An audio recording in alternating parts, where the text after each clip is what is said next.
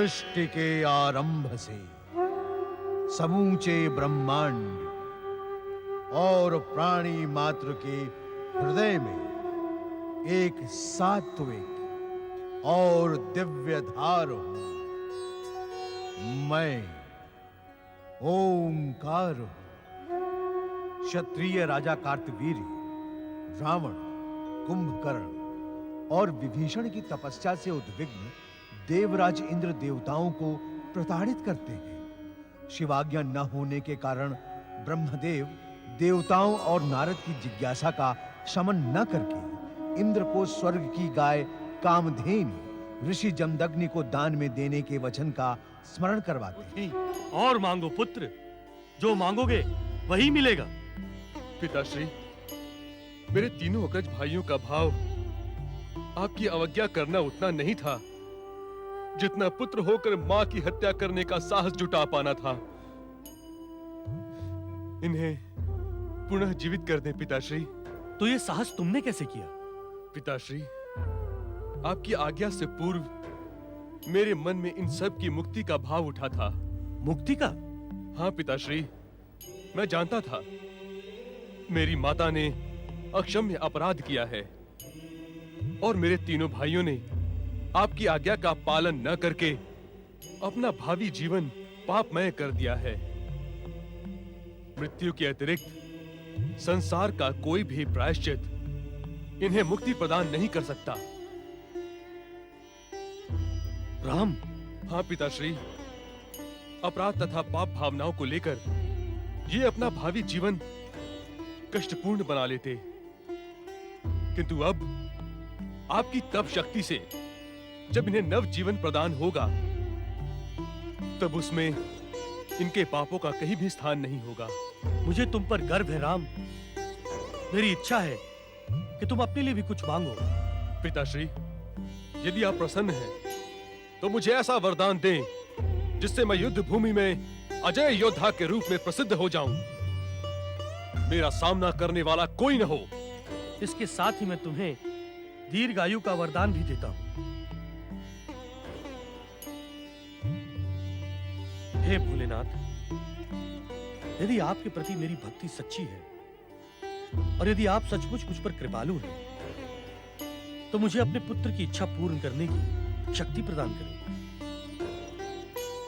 ओम नमः शिवाय।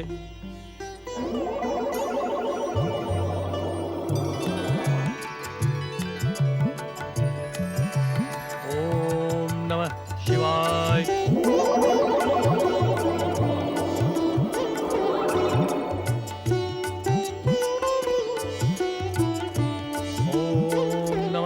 शिवाय।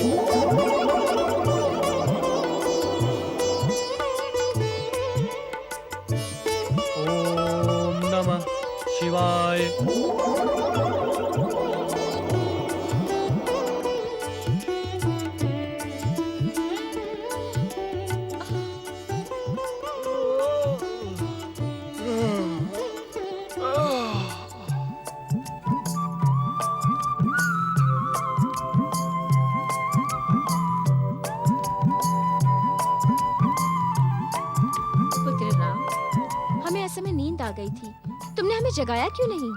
माताश्री, मुझे क्षमा करें, मैं आपको जगाकर कष्ट पहुंचाने का इच्छुक नहीं था।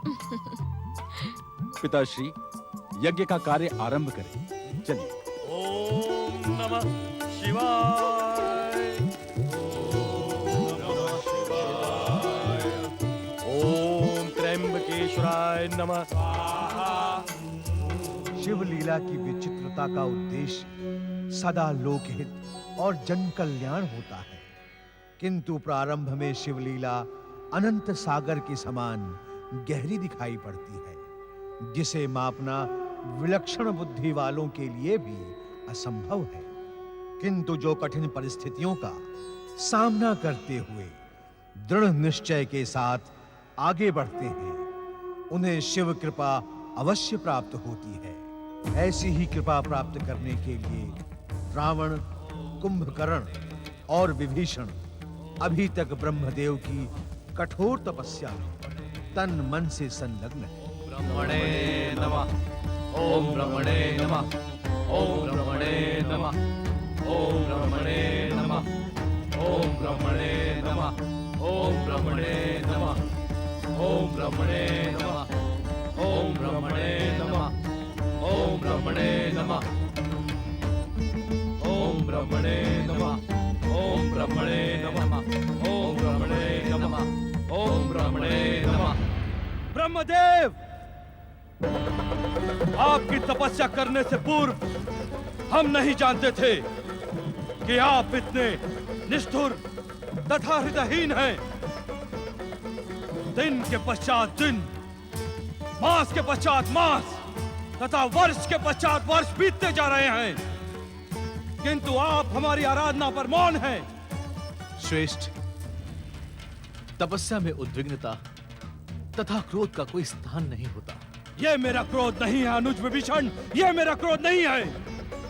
अभी तो ब्रह्मदेव को चेतावनी है कि यदि अब भी वो मेरी तपस्या से प्रसन्न नहीं हुए तो मेरा जीवन व्यर्थ है, ये तपस्या अर्थहीन है। क्रोध ना करें श्रेष्ठ, क्रोध ना करें।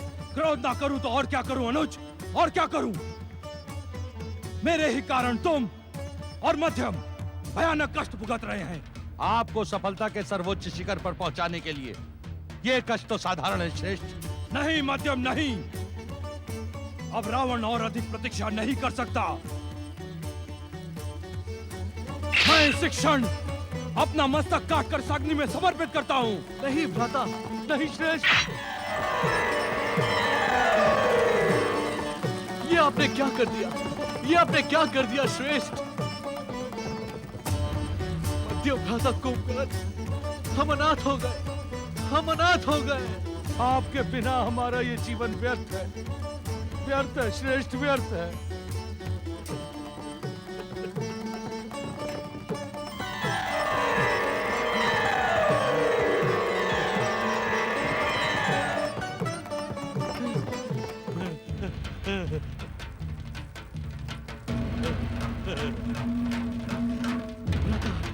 नहीं श्रेष्ठ, नहीं।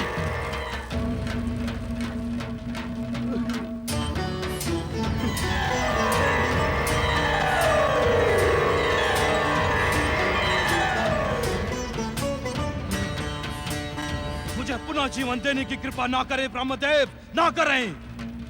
ऐसे व्यर्थ जीवन की इच्छा नहीं है मुझे।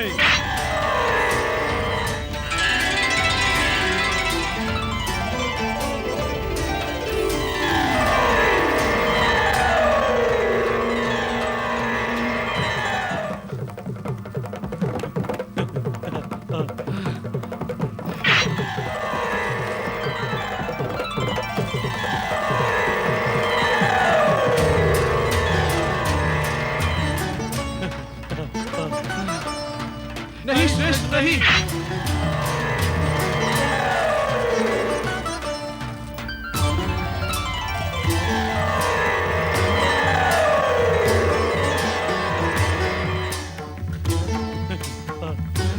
क्या नियंता स्वयं रावण से परिहास कर रहा है? ब्रह्मदेव, आप ना तो मुझे जीने देने के इच्छुक हैं और ना मरने देने के। आपकी इच्छा क्या है मैं नहीं जानता,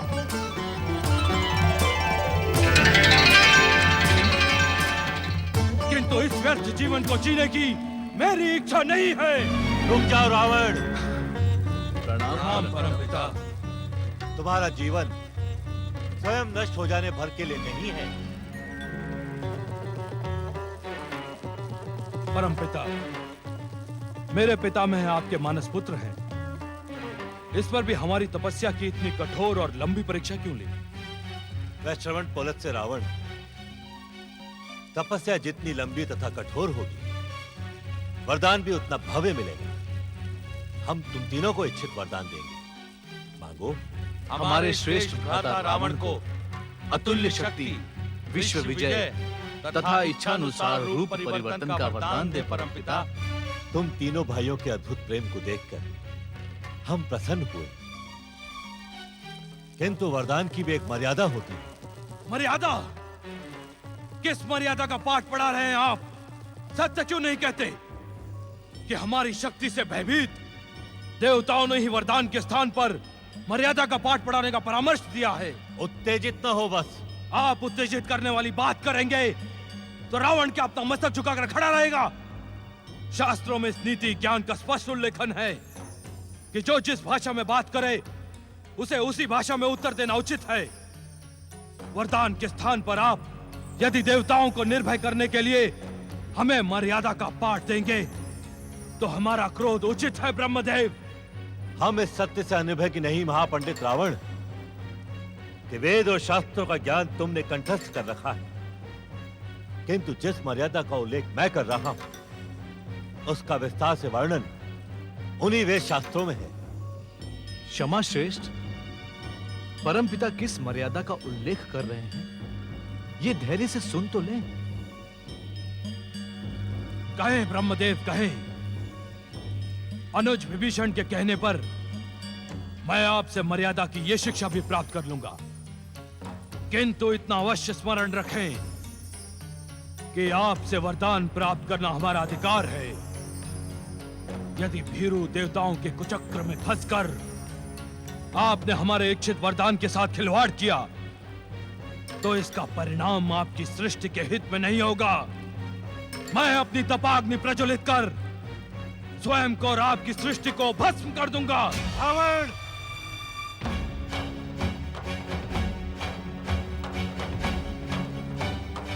अभिमान तुम्हारा सर्वनाश कर देगा। तुम अभी इतने शक्तिशाली नहीं हो कि देवलोक में बैठे देवता तुमसे भयभीत हो। भीरू देवताओं को भयभीत होने में अब अधिक समय शेष नहीं है परमपिता। स्वर्ग का सुख भोग रहे भीरू देवताओं, रावण की चेतावनी का स्मरण रखना। अब तुम्हारे सुख भोग और ऐश्वर्य के दिन समाप्त हुए। श्रेष्ठ, पहले हम इससे वरदान तो ले लें। वरदान इसे देना होगा, यह विधि का विधान है। उससे ब्रह्मा मुंह नहीं मोड़ सकता। तुम चिंता ना करो मध्यम, चिंता ना करो। हमने कठोर तपस्या द्वारा आपको प्रसन्न किया है परमपिता। निसंदेह हम तुम पर प्रसन्न हैं और इसी कारण हम यहाँ उपस्थित भी हुए। किंतु वरदान प्राप्त करने वाले तपस्वी का आचरण भी उसकी तपस्या के फल में सम्मिलित होता है। कहीं ऐसा न हो कि तुम्हारे आचरण से रुष्ट होकर हम तुम्हें वरदान दिए बिना ही वापस लौट जाएं। रुष्ट ना हो परमपिता, रुष्ट ना हो। कठोर तपस्या से आपको प्रसन्न करने वाले हमारे श्रेष्ठ भ्राता रावण भला भला आपको रुष्ट करने का दुस्साहस कर भी कैसे सकते हैं? कहे परमपिता कि आप किस मर्यादा का उल्लेख कर रहे थे। तुम्हारा धैर्य देखकर हम प्रसन्न हुए विभीषण। वेद और नीति शास्त्र के महापंडित रावण, आज इस सत्य से परिचित हो जाओ कि एक तपस्वी को अपना इच्छित वरदान स्वयं मांगना पड़ता है। तुम्हारा वरदान कुंभकर्ण और विभीषण मांगे, यह अनुचित है। किसी भी बात को अंत तक सुने बिना ही उत्तेजित होकर मन गणत अनुमान लगाना अनुचित है रावण। और ये नीति ज्ञान भी तो उन्हीं शास्त्रों में लिखा है जिसके कि तुम महापंडित हो। हमें क्षमा कर दीजिए परमपिता, हमें अपनी भूल का आभास हो गया है। बस अब शीघ्र ही हमें हमारा वरदान प्रदान करें। अवश्य। सुना देवराज, आपने सुना? परम पिता इन दुष्ट राक्षसों को उनके इच्छित वरदान प्रदान करने की स्वीकृति दे रहे हैं। हमें रावण और विभीषण का उतना अधिक भय नहीं है जितना इस भयानक शक्ति संपन्न कुंभकर्ण का है। हाँ देवराज, बिना वरदान प्राप्त किए ही सहस्त्रों हाथियों का बल अपनी भुजाओं में धारण करने वाला कुंभकर्ण अकेले ही समुद्र मंथन में सक्षम है। यदि इसे वरदान प्राप्त हो गया तो यह अकेले ही अपनी भयानक राक्षसी और वरदानी शक्ति से पूरे संसार को मथ डालेगा। परमपिता को रोकिए देवराज, परमपिता को रोकिए देवराज। देवगण, देवगण, आज मेरा हृदय प्रसन्नता से भर गया है। स्वर्ग के प्रति, स्वर्ग की सुरक्षा के प्रति आप सबकी एक निष्ठा को देखकर आज इंद्र धन्य हो गया। नारायण नारायण। देवराज, तनिक ध्यान दे। देवगण स्वर्ग की नहीं, संसार की सुरक्षा की बात कर रहे हैं। इससे क्या अंतर पड़ता है देवर्षि? स्वर्ग है तभी तो संसार है। नहीं देवराज नहीं, संसार है इसी कारण वो स्वर्ग है, अन्यथा नारायण नारायण। व्यंग के अतिरिक्त आपके पास कोई अन्य शब्द नहीं है हमारे लिए? यदि आप अपने स्वार्थ पर अंकुश लगाएं, उचित बात करें, तो आपकी प्रशंसा के शब्दों का भंडार है मेरे पास। नारायण नारायण। परंतु देवगण, आप भयभीत न हो। उचित अवसर पर स्वयं हम कुंभकर्ण को इच्छित वरदान ना देने का परमपिता ब्रह्मा जी से निवेदन करेंगे।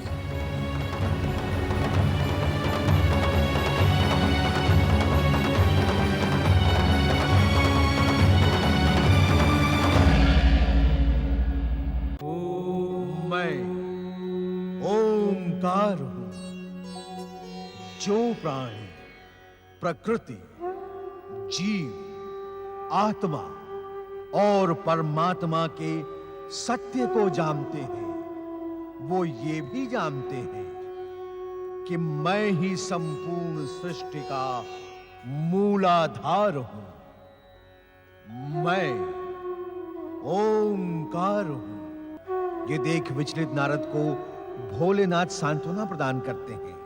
पश्चाताप भाव से ग्रसित जमदग्नि पुत्र राम की प्रार्थना पर शिव कृपा से रेणुका सहित अपने तीनों पुत्रों को जीवित कर राम को वरदान प्रदान करते हैं। लंबी प्रतीक्षा के पश्चात भी तपस्या को असफल देख दृढ़ निश्चयी रावण ब्रह्मदेव से वरदान प्राप्त करने के लिए अपना मस्तक बार-बार काटकर अग्निकुंड में अर्पित करता है, जिसके फल स्वरूप ब्रह्मदेव प्रकट होकर विभीषण, कुंभकर्ण और रावण को वरदान देने का निश्चय करते हैं। इस निश्चय से देवराज इंद्र चिंतित हो उठते हैं, किंतु देवराज में अपनी निष्ठा प्रकट करते हुए देवता देवराज को आश्वस्त करते हैं। देवराज इंद्र कहते हैं, देवगण, देवगण, आज मेरा हृदय प्रसन्नता से भर गया है। स्वर्ग के प्रति, स्वर्ग की सुरक्षा के प्रति आप सबकी एक निष्ठा को देखकर आज इंद्र धन्य हो गया। नारायण नारायण। देवराज, तनिक ध्यान दे। देवगण स्वर्ग की नहीं, संसार की सुरक्षा की बात कर रहे हैं। इससे क्या अंतर पड़ता है देवर्षि? स्वर्ग है तभी तो संसार है। नहीं देवराज नहीं, संसार है इसी कारण वो स्वर्ग है, अन्यथा नारायण नारायण। व्यंग के अतिरिक्त आपके पास कोई अन्य शब्द नहीं है हमारे लिए? यदि आप अपने स्वार्थ पर अंकुश लगाएं, उचित बात करें, तो आपकी प्रशंसा के शब्दों का भंडार है मेरे पास। नारायण नारायण। परंतु देवगण, आप भयभीत ना हो। उचित अवसर पर स्वयं हम कुंभकर्ण को इच्छित वरदान ना देने का परमपिता ब्रह्मा जी से निवेदन करेंगे। विश्रवा के पुत्रों, ध्यान से सुनो। वैसे परंपरा तो यही है कि सर्वप्रथम ज्येष्ठ को वरदान दिया जाए, किंतु आज मैं उसका पालन नहीं करूंगा। ऐसा क्यों परमपिता? इस कारण कुंभकर्ण के ब्राह्मण कुल में जन्म लेकर भी तुम्हारे और रावण के भीतर अपनी माता कैकसी का रक्त उबलता रहता है। हम तुम दोनों के राक्षसत्व से अपरिचित नहीं हैं, किंतु तुम दोनों के अनुज विभीषण का मन सदा भक्ति और धर्म में लगा रहता है। तो क्या सर्वप्रथम आप विभीषण को वरदान प्रदान करेंगे? हाँ विभीषण, तुम अपना इच्छित वरदान हमसे मांग लो। किसी के मन की बात आपसे छिपी नहीं है परमपिता। आप मुझे मेरे योग्य वरदान प्रदान करें।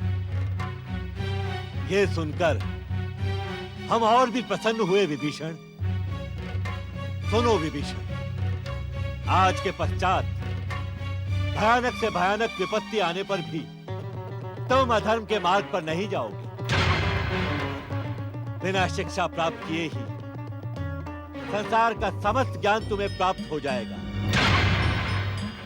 संन्यास न धारण करने पर भी संसार तुम्हें धर्मात्मा और ऋषि कहकर पुकारेगा। तुम्हारे आचरण और धर्म निष्ठा के कारण ही श्री भगवान तुम्हें अपना मित्र बनाएंगे।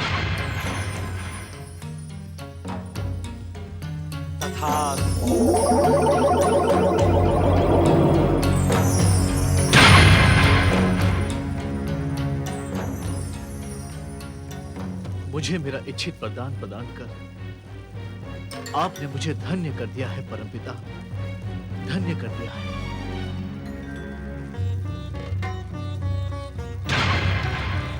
महापंडित रावण, कहो तुम्हारी क्या इच्छा है? तुम भी हमसे अपना इच्छित वरदान मांगो। परमपिता, मेरे प्रिय अनुज कुंभकर्ण और विभीषण ने जो मेरे निमित्त मांगा है वो मुझे मिले, और वो सब भी जिसके मैं योग्य हूं। रावण, तुमने 10 बार अपना मस्तक काटकर हमें समर्पित किया है। इस कारण तुम्हें तुम्हारे इच्छित वरदानों के साथ ही हम तुम्हें दशानन होने का वरदान भी प्रदान करते हैं। तथास्तु।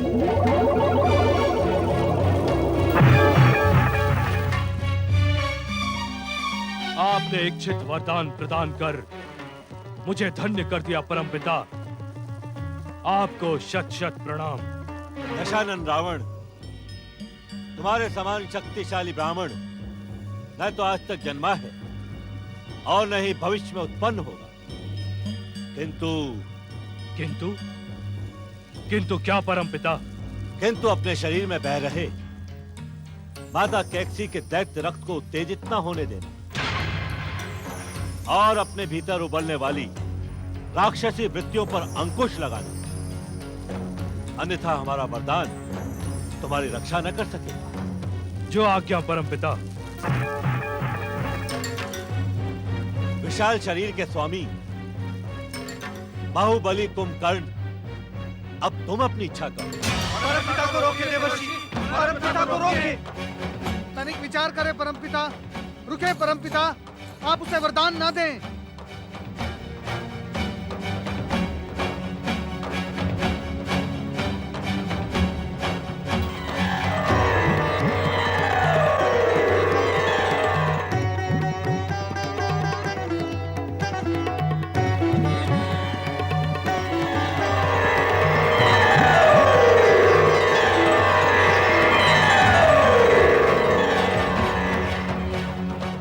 क्या बात है नारद, तुमने एक तपस्वी को वरदान देते समय बाधा क्यों उत्पन्न की? ये बाधा नहीं परमपिता, लोक कल्याण और संसार की रक्षा करना नारद का परम कर्तव्य है।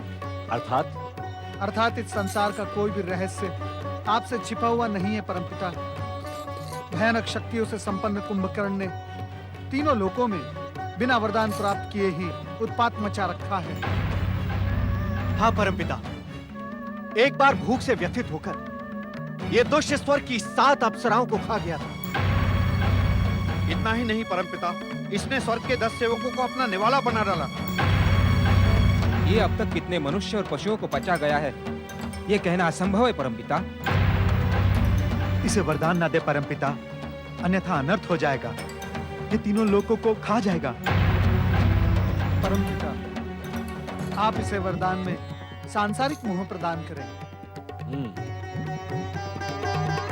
वाणी की अधिष्ठात्री देवी सरस्वती शीघ्र उपस्थित हों, शीघ्र उपस्थित हों, शीघ्र उपस्थित हों।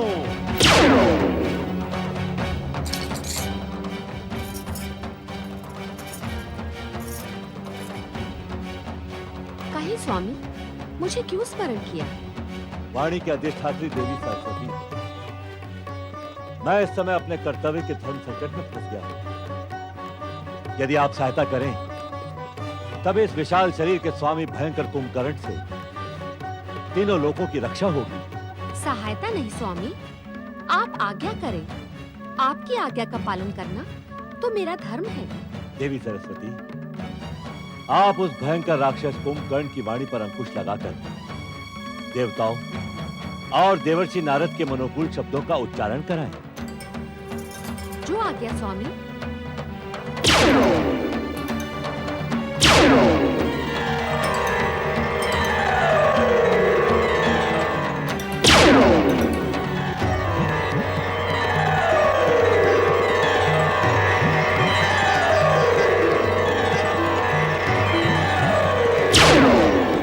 महाबली कुंभकर्ण, तुम किस सोच विचार में पड़े हो? शीघ्र ही अपना इच्छित वरदान मांग लो। हे परमपिता ब्रह्मा जी, आपकी कठोर तपस्या से मेरा शरीर थक सा गया है। मैं विश्राम करने का इच्छुक हूँ। आप मुझे ऐसा वरदान दें कि मैं अनेक वर्षों तक सोता रहूं। निद्रा काल में ना मुझे भूख का आभास हो, ना प्यास का। तथास्तु।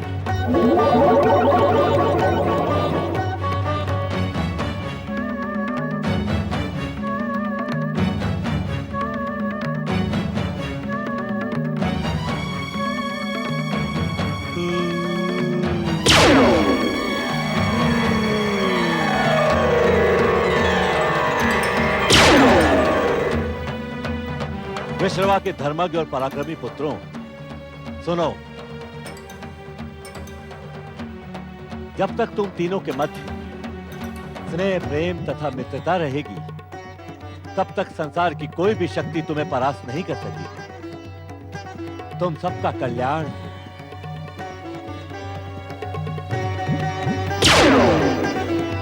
परम पिता ब्रह्मा जी एवं माता सरस्वती की जय जय जय।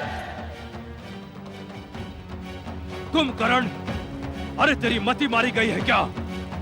मूर्ख, तूने कैसा मूर्खता का वरदान मांग लिया? इतने विशाल शरीर के स्वामी होने के पश्चात भी तेरी बुद्धि लघु है। इस समय आप मुझसे वार्तालाप ना ही करें श्रेष्ठ। मुझे घोर निद्रा आ रही है। मध्यम भैया। ओम नमः शिवाय। ओम नमः शिवाय। ओम नमो भगवते रुद्राय। ओम नमो भगवते रुद्राय। ओम नमः शिवाय। त्रिलोकीनाथ भगवान शिव शंकर की। भोलेनाथ, आपने मुझ जैसे शूद्र प्राणी की प्रार्थना पर मेरे पौत्र रावण, कुंभकर्ण तथा विभीषण को वरदान के लिए ब्रह्मदेव को प्रेरित किया। इसके लिए आपको शत शत धन्यवाद। आपके प्रति कृतज्ञता व्यक्त करने के लिए ही मैं कैलाश पर उपस्थित हुआ हूँ प्रभु। ब्रह्म ऋषि पुलत्स्य, ब्रह्मदेव ने आपके पौत्रों की कठिन परीक्षा लेकर ही उन्हें वरदान प्रदान किया है, किंतु अब उनकी पहले से भी अधिक कठिन परीक्षा प्रारंभ हुई।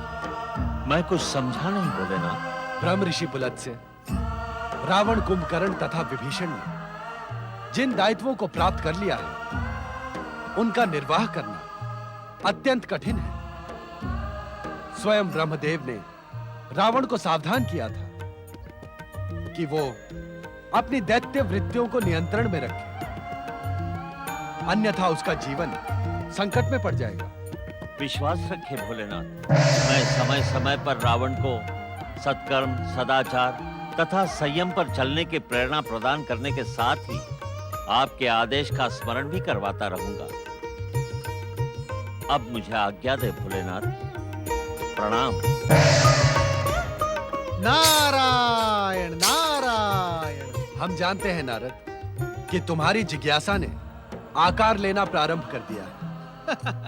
सत्य है भोलेनाथ, रावण के विषय में सुनकर मेरी जिज्ञासा ने उसका भविष्य जानने के लिए उत्सुक होना प्रारंभ कर दिया है। रावण का भविष्य अत्यंत उज्जवल है नारद। वो पृथ्वी के समस्त 7 द्वीपों तथा ब्रह्मांड के अनेक ग्रहों को विजय कर सभी का अधिपति बनेगा, किंतु उसका मिथ्या अभिमान, कुनीति का मार्ग तथा उसकी कुचेष्टा उसके विनाश का कारण बनेगी। भोलेनाथ, मैंने सदा देखा है कि प्रत्येक महाशक्ति संपन्न व्यक्ति को अहंकार का रोग लग जाता है। ऐसा क्यों प्रभु? जीवन में अहंकार भी एक परीक्षा है नारद।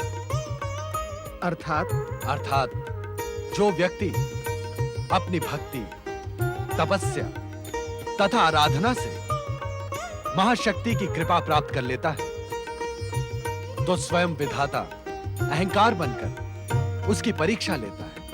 नारायण नारायण, अर्थात आप स्वयं अहंकार को प्रेरित करते हैं। हाँ नारद, अहंकार हमारा ही अनुचर तथा दास है।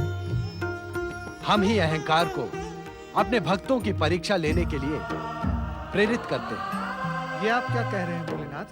हाँ नारद, जिस व्यक्ति को अहंकार का रोग लग जाता है, उसका संहार करने में हमें परम आनंद की प्राप्ति होती है। नारायण नारायण, तो क्या पुलत्स्य ऋषि के पौत्र रावण का भी? रावण के भविष्य में ग्रहण लगने में अभी समय शेष है नारद। उसके लिए अभी से अपनी नारदीय लीला प्रारंभ न करो।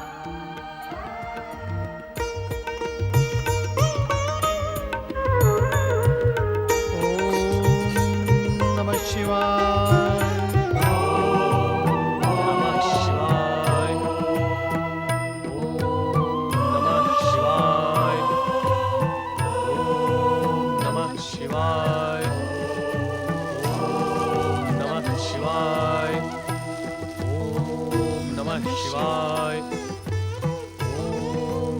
शिवाय, ओम नमः शिवाय, ओम नमः शिवाय, ओम नमः शिवाय, ओम नमः शिवाय, ओम नमः शिवाय, ओम नमः शिवाय। पिताश्री, माताश्री, यदि आप प्रसन्न हैं तो मैं आपके चरणों में एक निवेदन प्रस्तुत करने का इच्छुक हूँ। पुत्र राम, भगवान शिव की आराधना करने वाले कभी अप्रसन्न नहीं होते। तुम निसंकोच कहो। मैं एकांत वन में जाकर शिव आराधना करने का इच्छुक हूँ। मुझे आज्ञा प्रदान करें। राम, शिव आराधना तो तुम यहाँ रहकर भी कर सकते हो। तुम्हारे पिता का यह आश्रम इस संसार का तपस्या के लिए श्रेष्ठ स्थान है। माताश्री, पिताश्री और आपके चरणों के समीप रहकर तपस्या का उत्साह एवं प्रतिफल द्विगुणित हो जाएगा। किंतु क्या पुत्र? भगवान भोलेनाथ के संकेत से मेरे मन में कठोर तपस्या का भाव जागृत हुआ है। आप सभी की स्नेह छाया में संभवतः मैं भगवान भोलेनाथ की इच्छा को पूर्ण न कर सकूं। यही कारण है कि मैं वन जाने की अनुमति मांग रहा हूं। तुम्हारी प्रत्येक इच्छा का सम्मान करना हमारा धर्म है और उसी में हमारा तथा जगत का कल्याण निहित है। जो उचित हो तुम वही करो। हमारा आशीर्वाद तुम्हारे साथ है पुत्र। प्रणाम।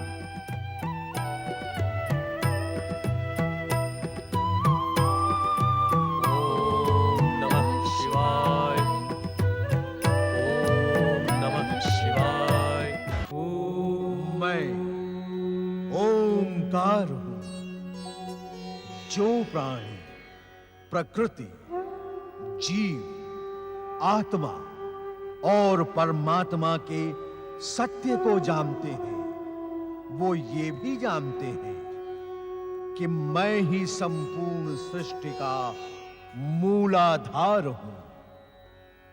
मैं ओंकार हूं। सरोवर में गंधर्वराज चित्ररथ को देखकर जमदग्नि पत्नी रेणुका के मन में मानसिक विकार उत्पन्न होता है। अपनी दिव्य दृष्टि से रेणुका के मानसिक विकार को देख क्रोधित ऋषि के निर्णय को स्वीकार करते हुए राम अपनी माता सहित तीनों भाइयों का मस्तक कुल्हाड़ी से काट डालते हैं। हम तुम्हारी तपस्या पर अति प्रसन्न हैं। सहस्त्रों वर्षों से हमारे कुल ने भक्ति तथा तपस्या कर अपने को गौरवान्वित किया है और तुम तीनों ने भी उसी दिशा में सफलता प्राप्त कर अपने मातृकुल तथा पितृकुल को अविस्मरणीय बना दिया है। पुत्र दशानन रावण, तुम्हें ब्रह्मा जी ने भक्ति के स्थान पर शक्ति का वरदान दिया है।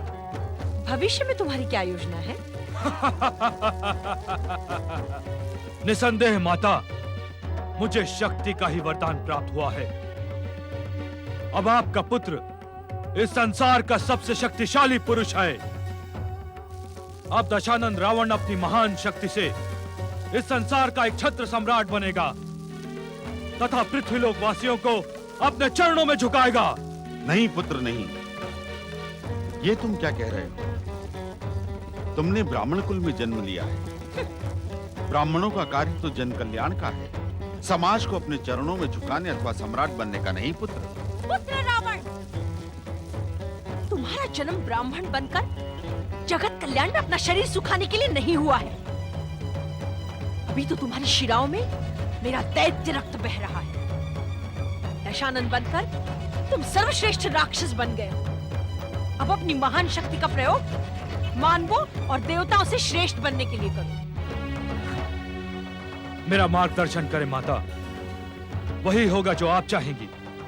तो सुनो, अपने सौतेले भाई वैश्रवण कुबेर से उसकी जगत विख्यात स्वर्ण नगरी लंका छीन लो और उस पर अपना राक्षसी ध्वज फहराओ।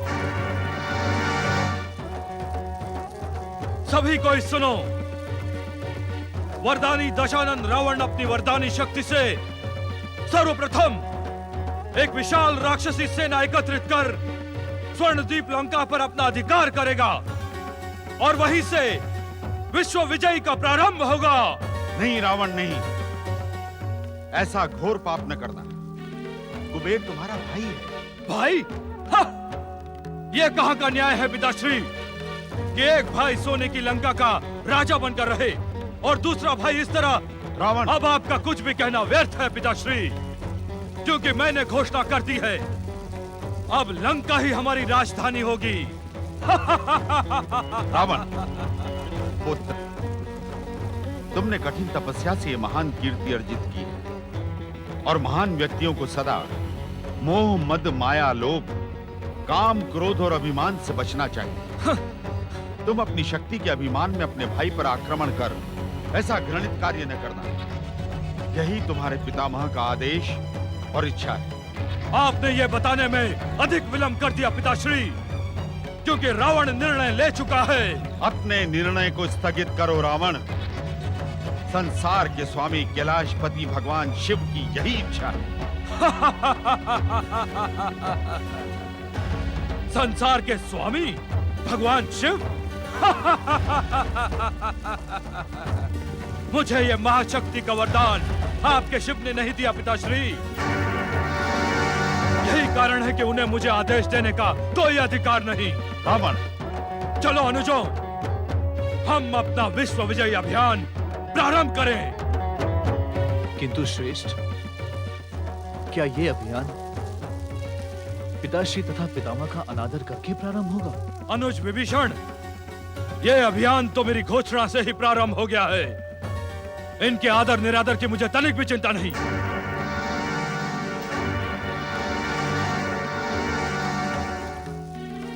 किंतु श्रेष्ठ, क्या ये उचित है? उचित अनुचित मैं नहीं जानता विभीषण, किंतु इतना अवश्य जानता हूं कि हमारे पिता और पितामह हमसे अधिक स्नेह कुबेर को करते हैं। उसकी हितों की चिंता इन्हें सदैव रहती है। चलो अनुज विभीषण, क्या तुम अपने ज्येष्ठ भ्राता के महान अभियान में सम्मिलित नहीं हो गए? मुझे क्षमा करें श्रेष्ठ, युद्ध मुझे तनिक भी प्रिय नहीं है। मैं यहीं से आपकी विश्व विजय के लिए प्रार्थना करूंगा। विभीषण, एक बात का स्मरण रखना, विजय प्रार्थना से नहीं, शक्ति से प्राप्त होती है, शक्ति से। जिस शक्ति से तुम विजय प्राप्त करने जा रहे हो रावण, वो शक्ति भी तुम्हें प्रार्थना से ही प्राप्त हुई।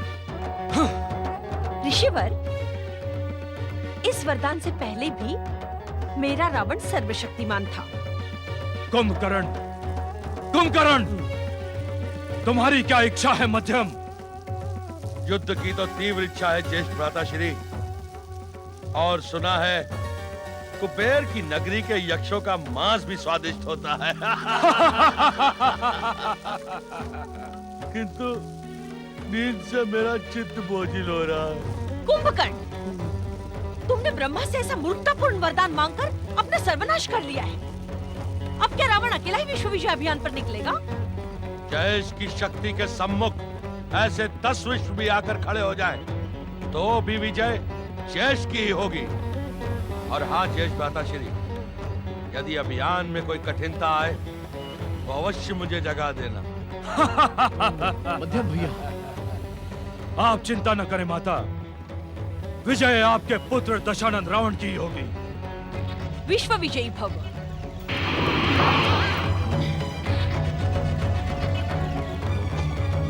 विभीषण, तुम्हें भी अपने ज्येष्ठ भ्राता के साथ इस युद्ध अभियान पर जाना चाहिए था। क्षमा करें माता, परंतु मुझे युद्ध से मुझे विश्वास नहीं होता कि तुम्हारी शिराओं में परमवीर दैत्य सुमाली के वंश का रक्त बह रहा है। तुम इतने अधिक भीरू और कायर हो कि मैं सोच भी नहीं सकती कि तुम मेरे पुत्र हो। माता शेखसी, रावण को जिस मार्ग पर चलने की तुम शिक्षा दे रही हो, वही मार्ग उसके अंत का कारण बनेगा। हाँ हाँ, आप तो रावण के सर्वनाश के ही इच्छुक हैं, क्योंकि वो मेरा पुत्र है।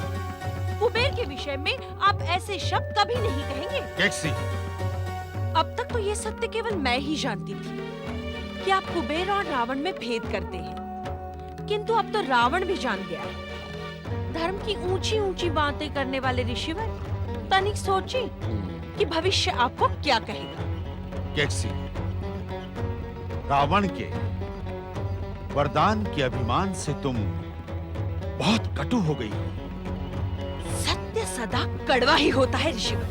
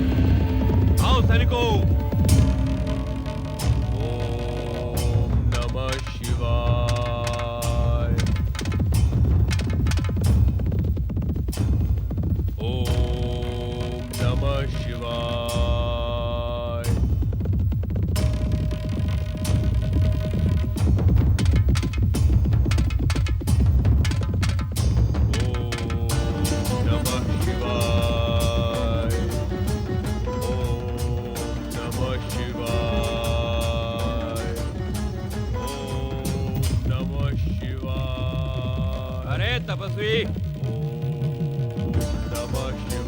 अरे ओ तपस्वी, क्यों शिव आराधना करके अपना समय गंवा रहा है? इच्छित वरदान की अभिलाषा है तो मेरी भांति भगवान दत्तात्रेय की तपस्या कर, मनोवांछित वरदान प्राप्त होगा तुझे।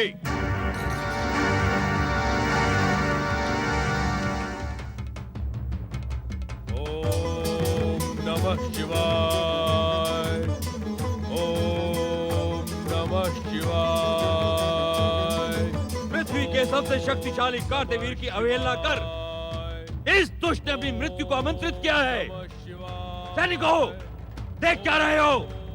बंदी बनाकर इसे कार्यक्रम में डाल दो। जाओ।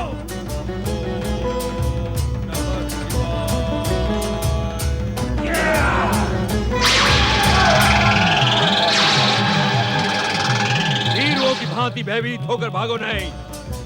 महेश्वती के वीर सैनिकों, ये अवश्य कोई मायावी तांत्रिक है। उचित समय आने पर मैं इसे दंड अवश्य दूंगा। चलो। नमः शिवाय। ओम नमः शिवाय।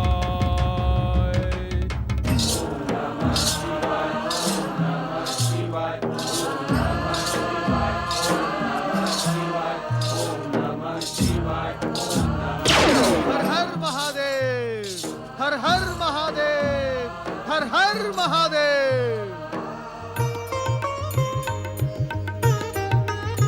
जगत में घटने वाली घटनाओं को देखकर एक भागवत भक्त को क्रोध शोभा नहीं देता ना।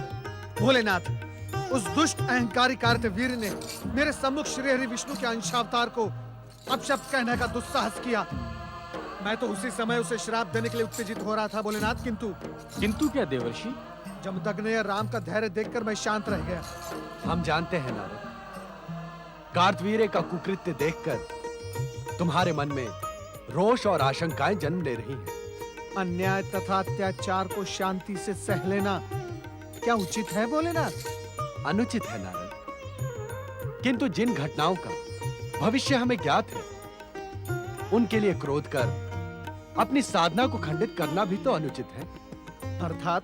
अर्थात अन्यायी और दुष्ट को अपने अन्याय और दुष्टता का फल भोगना ही पड़ेगा। नारायण नारायण। संभवतः कार्तवीर्य के पाप का घड़ा भरने की प्रतीक्षा आप त्रिदेव भी कर रहे हैं भोलेनाथ, और इसी कारणवश जमदग्नि राम ने उसे दंडित भी नहीं किया। कार्तवीर्य का अहंकार शीघ्र ही उसके पतन का कारण बनेगा। नारायण नारायण। भोलेनाथ, माता पार्वती कहीं दिखाई नहीं दे रही हैं। श्री गणेश के निवेदन पर माता पार्वती भगवान भोलेनाथ से आज्ञा लेकर गणेश लोक में निवास कर रही हैं देवर्षि। अरे नंदी महाराज, दुखी क्यों हो रहे हो? श्री गणेश तो माता पार्वती के प्रिय पुत्र हैं, और फिर श्री गणेश और देवी बुद्धि और सिद्धि को माता पार्वती की सेवा करने का अधिकार हम सब से अधिक है। आप ठीक कह रहे हैं देवर्षि। किंतु देवऋषि, कई माता के साथ भोलेनाथ तो नहीं नहीं भृंगी, निश्चिंत रहो शिवगणों, निश्चिंत रहो। भगवान भोलेनाथ कैलाश और अपने भक्तों को अधिक समय तक छोड़ नहीं सकते। क्यों देवऋषि? नारायण नारायण। क्योंकि भगवान भोलेनाथ को अपने भक्तों के समीप रहने में प्रसन्नता मिलती है, और इसी कारणवश हम उन्हें भक्त वत्सल कहते हैं।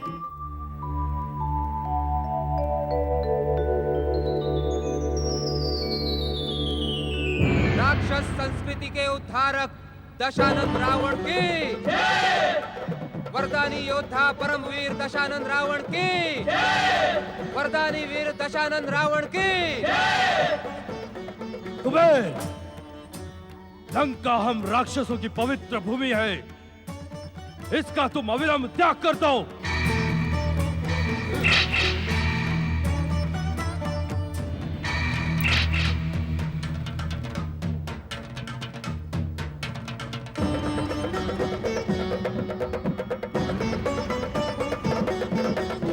मैं अपने वरदानी वीर भाई दशानन की उपलब्धियों तथा शक्ति से अत्यंत प्रसन्न हूं। रावण, तुमने हमारे कुल का नाम गौरवान्वित किया है। कुबेर, मैं यहाँ पर अपनी प्रशंसा सुनने नहीं, अभी तो इस स्वर्ण नगरी पर अपना अधिकार करने आया हूँ। अपनी संपत्ति पर अधिकार कैसा दशानन? स्वर्णलंका जैसी मेरी है, वैसी तुम्हारी। केवल मेरी, तुम्हारी नहीं कुबेर। लंका हमारी है, हम राक्षसों की है। मुझे इसमें भी तनिक बाधा नहीं। वैसे भी तुम्हारी उपलब्धियों पर मुझे तुम्हें पुरस्कृत तो करना ही था। स्वर्ण लंका तो तुम्हारी महान सफलता के समक्ष एक तुच्छ पुरस्कार है, किंतु तुम उसे स्वीकार कर मुझे अनुग्रहित करो। भाई भाई के मध्य संघर्ष अनुचित ही नहीं, निंदनीय भी है। फिर तुम तो मेरे अनुज हो, मेरे छोटे भाई। तुम्हें लंका का राज्य प्रदान कर मुझे हार्दिक प्रसन्नता होगी। तुम मुझे दान नहीं दे रहे हो कुबेर। लंका मैं अपने बाहुबल से प्राप्त करूंगा, तुम्हारी प्रसन्नता तो दया से नहीं। दशानन, यदि तुम मेरी पराजय से प्रसन्न हो सकते हो तो तुम्हारी प्रसन्नता के लिए मैं पराजय स्वीकार करता हूं, परंतु लंका की इस पवित्र भूमि पर व्यर्थ रक्तपात मत करो। दशानन रावण, तुम लंका का राज सिंहासन सुशोभित करो, मैं अपना राज्य कहीं और बसा लूंगा। तुम्हारे भविष्य की सुखद कामना करते हुए मैं तुम्हें आशीर्वाद प्रदान करता हूं।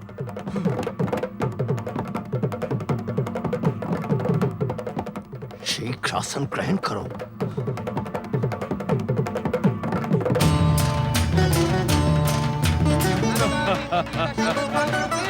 लंकाधिपति दशानन रावण की, लंकाधिपति दशानन रावण की, लंकाधिपति दशानन रावण की, लंकाधिपति दशानन रावण की।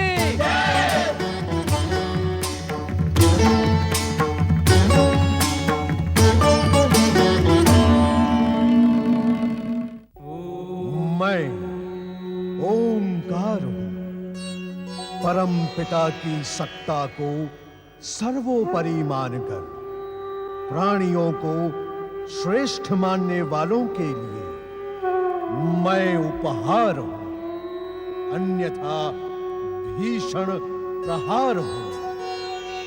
मैं ओंकार हूं। सप्त ऋषियों में श्रेष्ठ पुलत्स्य ऋषि भोलेनाथ को धन्यवाद देकर रावण आदि के संबंध में निर्देश प्राप्त करते हैं। माता पिता की आज्ञा से राम शिव की घोर तपस्या के लिए वन की ओर प्रस्थान करते हैं।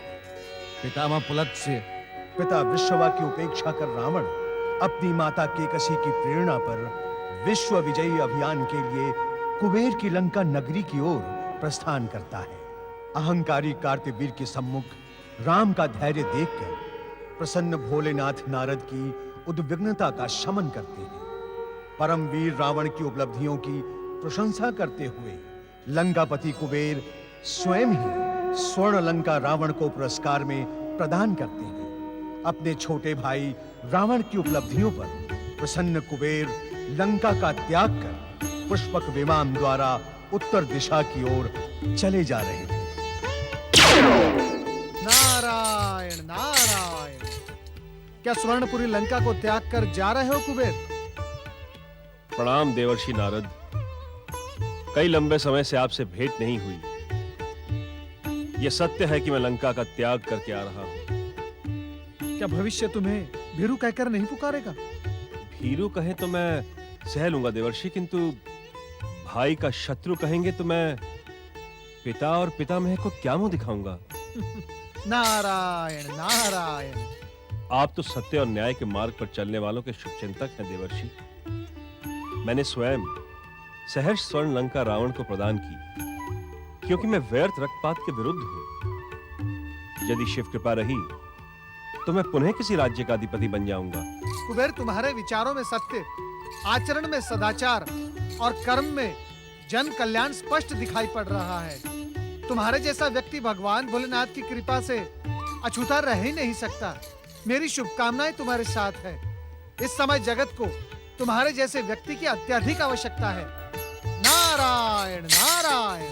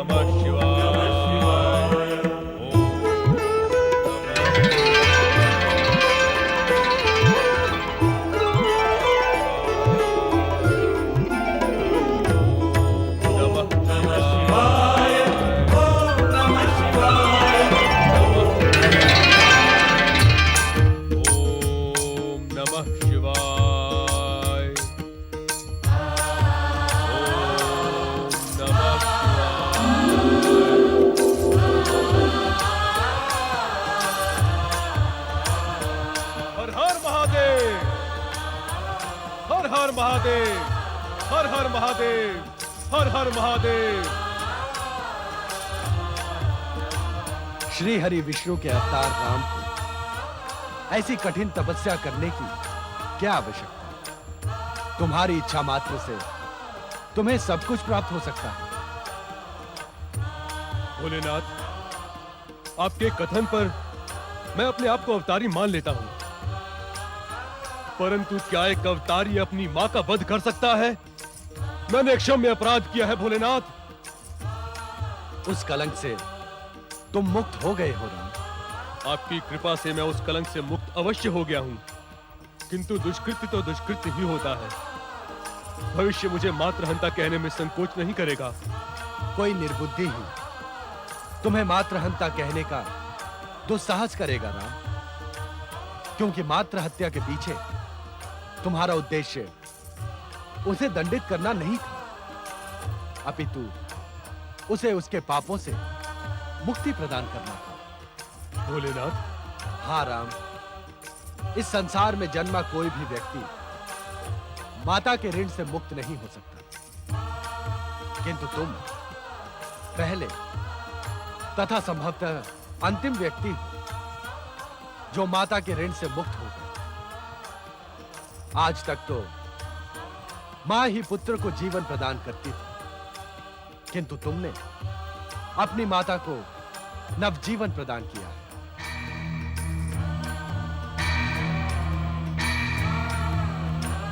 यही कारण है कि तुम्हारे दुख तथा पश्चाताप का कोई कारण नहीं। ऐसी कठोर तपस्या की भी आवश्यकता नहीं। आपकी आज्ञा मुझे शिरोधार्य है भोलेनाथ। मैं इसी क्षण पिछला सब भुला देता हूं। हम तुम्हारी मातृ पितृ भक्ति तथा एक निष्ठ आराधना से अत्यंत प्रसन्न हैं। इच्छित वरदान मांगो राम। आपके चरणों की भक्ति के अतिरिक्त मेरी कोई इच्छा नहीं है भोलेनाथ, न राजपाट की न भोग विलास की। मैं अकिंचन ही रहने का इच्छुक हूं। परंतु हम तुम्हें वरदान देने का निश्चय करके ही यहां प्रकट हुए हैं। तुम्हें वरदान मांगना होगा, यह हमारी इच्छा है।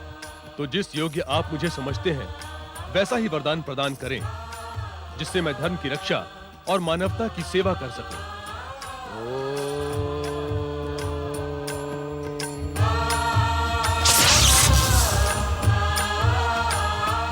राम, ये लो परशु। इस परशु को धारण करने के साथ ही अब तुम राम से परशुराम बन जाओगे। संसार तुम्हें परशुराम नाम से ही आदर प्रदान करेगा।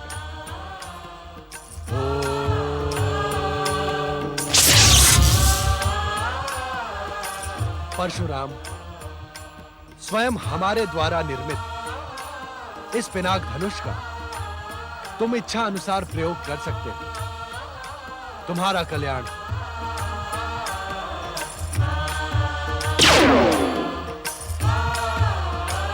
हर हर महादेव, हर हर महादेव। लंकाधिपति दशानन रावण की। कहो मंत्रीवर, क्या समाचार है? लंकाधिपति, हमने आपके आदेशानुसार अंगदीप, यवदीप, मलयदीप, संगदीप, कुशदीप तक के सभी राजा महाराजाओं को आपकी दैत्य संस्कृति स्वीकार कर लेने का संदेश भेज दिया है महाराज। हमारे संदेशों के प्रति उत्तर में क्या अभी तक कोई संदेश प्राप्त हुआ है? अभी तक संदेश वाहक भी लौटकर नहीं आए महाराज।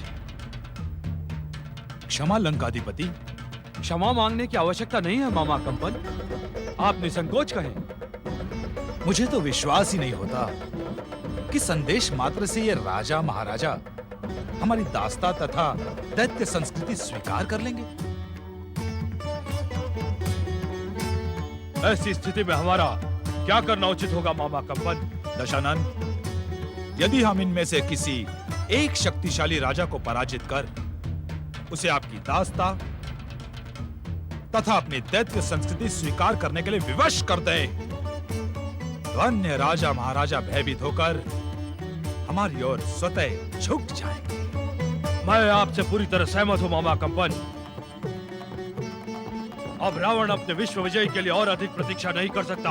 लंकाधिपति दशानन रावण की, लंकाधिपति दशानन रावण की, दैत्य संस्कृति के अवतार दशानन रावण की। बंद करो रावण की ये जय जयकार।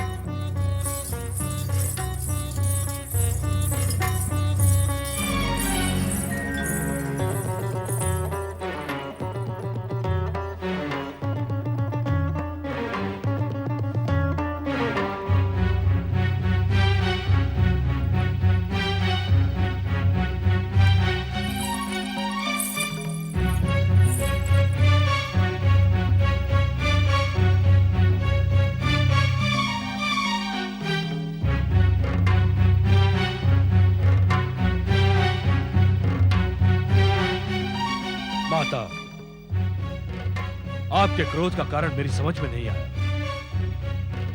आज संभवतः मेरे जीवन का यह पहला अवसर है जब आपने परंपरागत दैत्य ढंग से मेरे माथे को सूंघ कर मुझे आशीर्वाद नहीं दिया।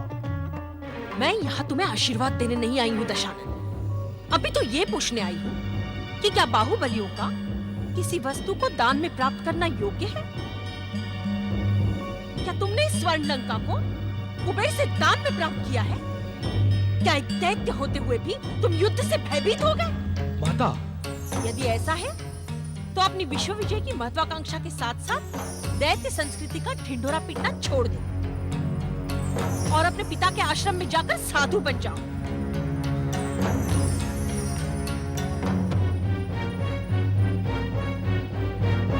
माता, जब कुबेर ने स्वयं ही लंका से अपना अधिकार त्याग दिया तो मैं युद्ध कैसे करता? उसने त्याग दिया और तुमने मान लिया? वाह रावण वाह!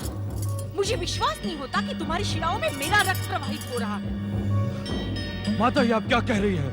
कहीं ऐसा तो नहीं कि तुम्हारे पिता के ब्राह्मणत्व के संस्कार तुम्हें धिक्कारने लगे हैं? नहीं माता, नहीं। रावण ने भीरू होकर ही मृत्यु के लिए जन्म नहीं लिया है। तो तुमने कुबेर से वो पुष्पक विमान छीन क्यों नहीं लिया? अरे ऐसी 5 स्वर्ण लंकाएं उस एक पुष्पक विमान के मूल्य के बराबर है। स्मरण करो रावण, उसी पुष्पक विमान पर बैठकर वो अहंकारी कुबेर तुम्हारे पिता के पास अपना गौरव गान सुनाने आया था।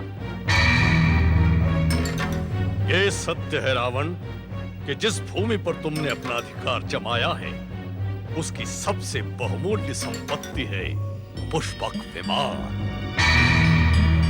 जिस पर लंकाधिपति का नैतिक अधिकार भी है, क्योंकि पुष्पक कुबेर की नहीं लंका की संपत्ति है। यदि तुम अपनी माता का आशीर्वाद प्राप्त करने के इच्छुक हो तो कुबेर से उसका पुष्पक विमान छीन लो, तभी मेरे हृदय को शांति मिलेगी। निश्चिंत रहे माता, अब रावण तुम्हें अपना मुख पुष्पक पर अधिकार करके ही दिखाएगा। चलो! लंकाधीश दशानन रावण की, लंकाधीश दशानन रावण की, लंकाधीश दशानन रावण की, लंकाधीश दशानन रावण की, लंकाधीश दशानन रावण की, लंकाधीश दशानन रावण की। महर्षि परशुराम, महर्षि परशुराम। अनायास ही आपके दर्शनों का सौभाग्य प्राप्त कर मैं धन्य हुआ देवर्षि जी। यही सुनने के इच्छुक है ना आप? महर्षि परशुराम, सत्य तो यह है कि स्वयं मैं आपके दर्शन प्राप्त करने के लिए अवसर ढूंढ रहा था और आज देव योग से वो अवसर मुझे प्राप्त हो गया। मेरे आराध्य श्री हरि विष्णु और भगवान भोलेनाथ के आप परम भक्त हैं। महर्षि परशुराम, आज आपके दर्शन प्राप्त कर नारद धन्य हो गया। क्या आदेश सुनाने आए हैं आप? आपको आदेश सुनाने का साहस मैं नहीं कर सकता महर्षि परशुराम। मैं एक निवेदन लेकर उपस्थित हुआ हूँ। हम निवेदन सुनने के आदि नहीं है देवर्षि। जो कुछ कहना है अति शीघ्र कहो। ये वन प्रदेश महाजनक राज्य मिथिला का सीमावर्ती क्षेत्र है। यहाँ से कुछ ही दूरी पर महाराज जनक ने माता गौरी के भव्य मंदिर की स्थापना की थी। आप भगवान भोलेनाथ के परम भक्त हैं। क्या आप महाराज जनक को आशीर्वाद प्रदान नहीं करेंगे? देवर्षि, मिथिला नरेश पर तो भोलेनाथ और माता पार्वती की असीम कृपा है। उनके सम्मुख हमारे आशीर्वाद का क्या मूल्य? आपके आशीर्वाद का मूल्य आशीर्वाद प्राप्त करने वाला ही समझ सकता है। मैं इतना अवश्य जानता हूँ कि आपका आशीर्वाद ही बहुमूल्य है। मेरा आपसे यह अनुरोध है कि आप महाराज जनक को आशीर्वाद देकर कृतार्थ करें। अर्थात आपके अनुरोध का पालन करना मेरा परम कर्तव्य है, यही ना देवर्षि? मैं वहाँ अवश्य जाऊंगा। वैसे भी माता गौरी के मंदिर की स्थापना से मिथिला राज्य तीर्थ स्थान बन जाएगा और तीर्थ यात्रा से जीवन सफल हो जाता है। श्री हरि विष्णु के अंशावतार महर्षि परशुराम की जय हो। दशानन लंकेश्वर रावण की लंकेश्वर रावण की